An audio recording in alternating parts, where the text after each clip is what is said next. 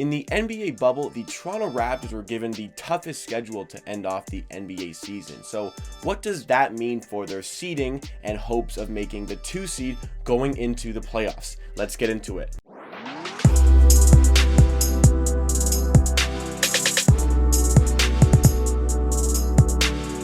Welcome to Amateur Sports, everybody. Jacob Moon talking about the Raptors' schedule for the NBA bubble. They were given the most difficult schedule for the remainder of the NBA regular season, these seeding games for the playoffs in the Orlando bubble. And so looking at the Raptors' hopes of getting that 2 seed right now, they are 3 games up on the Boston Celtics. So are they going to be able to keep that 2 seed? I was saying in yesterday's video how important it would be to keep a hold of that 2 seed, because you finish in the 2 seed, you got to play one of Brooklyn, Orlando, or Washington. And I've done the matchups for the Raptors against either Brooklyn or Orlando, and I think the Raptors would run away with those series. But if they finished in third, they would have to deal with either Philly or Indiana in the first round. And you want to wipe through your first round pretty easily. You don't want to go longer than 5 games to keep your guys rested, ready for the second round. So based on that, they want to keep on to that second place. You don't want to play Philly or Indiana first round. It's important for the second round because they'll likely have to come up against the Boston Celtics, potentially the Miami Heat, but I don't see it likely. So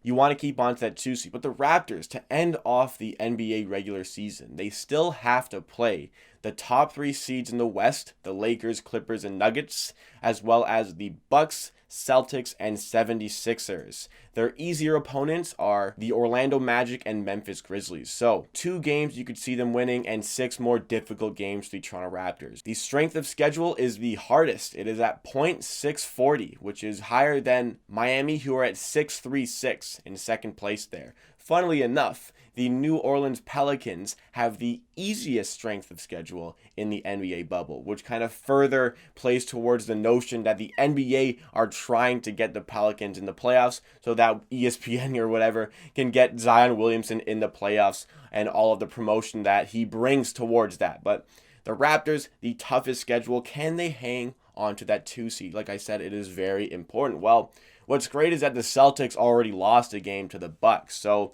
the Celtics would have to win all 7 of the games that they have left, and the Toronto Raptors would have to lose 4 out of 8 of the games remaining, because if they finish tied for the record, Celtics have the head-to-head currently, though they still have to play each other in the bubble, and that could be important if they do tie. But I can't see the Toronto Raptors losing 4 out of 8 of these games. And even so, I can't see the Celtics winning out for the rest of the bubble life and the seeding game. So Toronto Raptors would have to go 500. The Celtics would have to go on a 7-game win streak with a decently tough schedule, having to play only difficult opponents because only 22 teams were actually invited to play in the NBA bubble.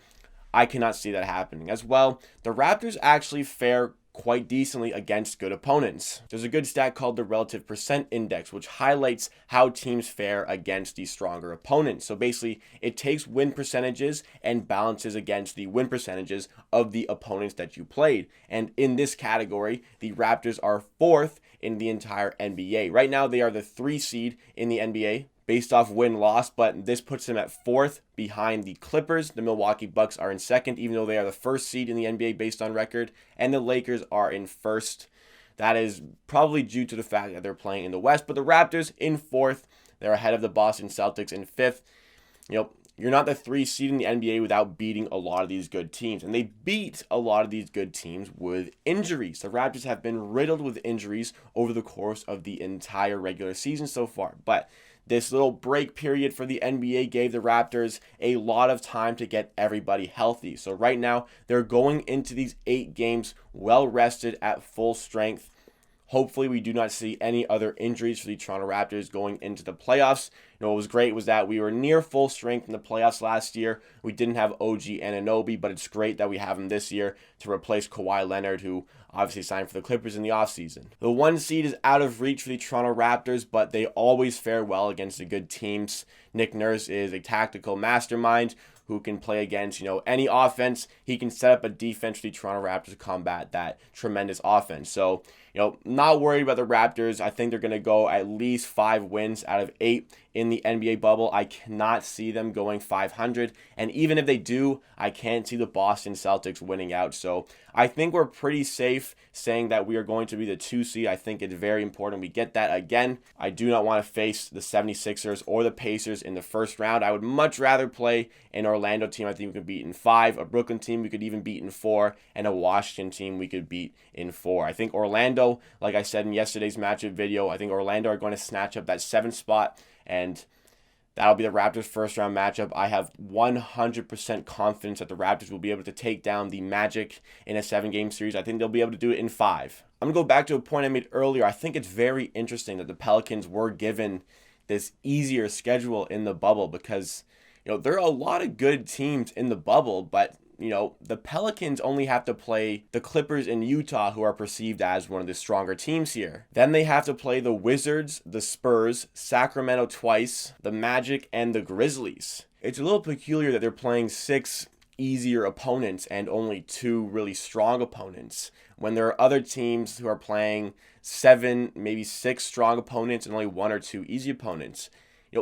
Do the NBA really want to push this narrative to get Zion into the playoffs? Are they really willing to go to all these great lengths to actually make that happen? It's a bit of an interesting development. And, I'm not sure why Toronto has been given the hardest schedule. Maybe it's based on the opponents that a team had left. I don't really know about that, but the Pelicans were given a very easy end to the season, and it could be to try to push them into the playoffs. And I'm not sure how the Raptors were given the strongest schedule, especially the fact that they are in the East and they're playing a lot of Eastern Conference teams. They were given the top 3 teams in the Western Conference, the Lakers, Clippers, and Nuggets. So, maybe there's something else at play, but I think Toronto will always be able to mitigate that. They'll be able to handle it.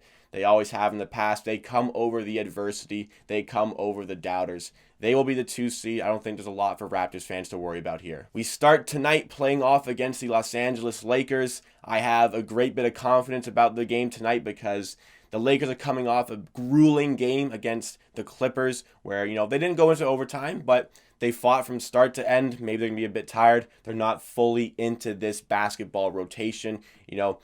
You can't simulate playing an actual game, regular season game. You can do all this preseason, all this practice stuff, but you can never simulate the actual game. So the Lakers may be a bit tired. The Raptors are coming in fresh. Hopefully they can bounce back from that loss in the last preseason game to the Phoenix Suns. I think they will. I'm feeling the Raptors win tonight. Lakers are just going to be a little bit tired. I think the Raptors are going to come out firing, sniping from the perimeter. I'm feeling good. Raptors are going to win tonight. That's all I got to say for this video. Thank you for watching. If you are still here, thank you to everybody who is a new subscriber or a long-time subscriber to the channel. I really appreciate it on the road to 300. But please like the video if you like and subscribe to Amateur Sports if you have not yet already for more Raptors and NBA content just like this as well. Hit that notification bell because we post 4 times a week. Monday, Wednesday, Friday, and Saturday. At the end of the day, I believe what I say. If you disagree, that is okay. We will see you again next time.